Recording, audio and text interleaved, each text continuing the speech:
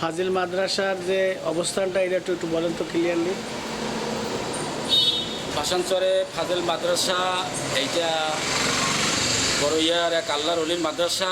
এই প্রিন্সিপাল বিগত দিনে যারা ছিল তারা এই মাদ্রাসা অত্যন্তভাবে ভালো চালাইছে। পরে আর এক পটুয়াখালীর এক প্রিন্সিপাল আসছে, সে এই আল্লাহর ওলির মাদ্রাসায় দুর্নীতির কারণে আল্লাহ তাকে দুনিয়ার থেকে বিদায় নিয়ে গেছে।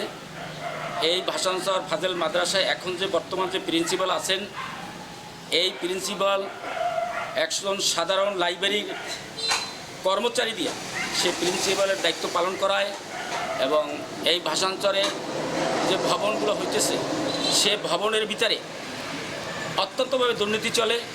সে ভবন ভাঙ্গিয়া একজন মিস্ত্রি এবং দুইজন তার মিস্ত্রি সহকারী তারা গুরুতরভাবে আহত হয়েছে এবং শেরেবাংলা মেডিকেলে ভর্তি হওয়া অবস্থা ছিল।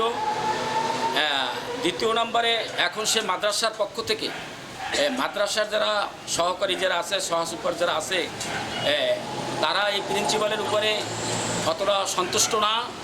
এই প্রিন্সিপাল এই দুর্নীতির সাথে এই ভাসানচরে জড়িত আছে এবং এই মাদ্রাসার যে দায়িত্ব সে চালাইতেছে, দায়িত্ব পালন করতেছে, সে দায়িত্ব সে সঠিকভাবে সে পালন করে না। এবং এই মাদ্রাসার আমরা চাই মাদ্রাসার প্রিন্সিপালের নাম কি?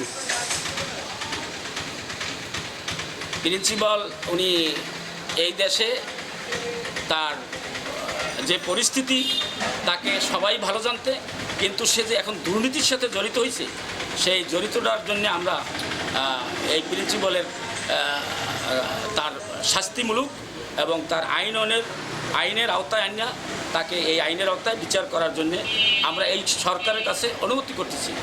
আর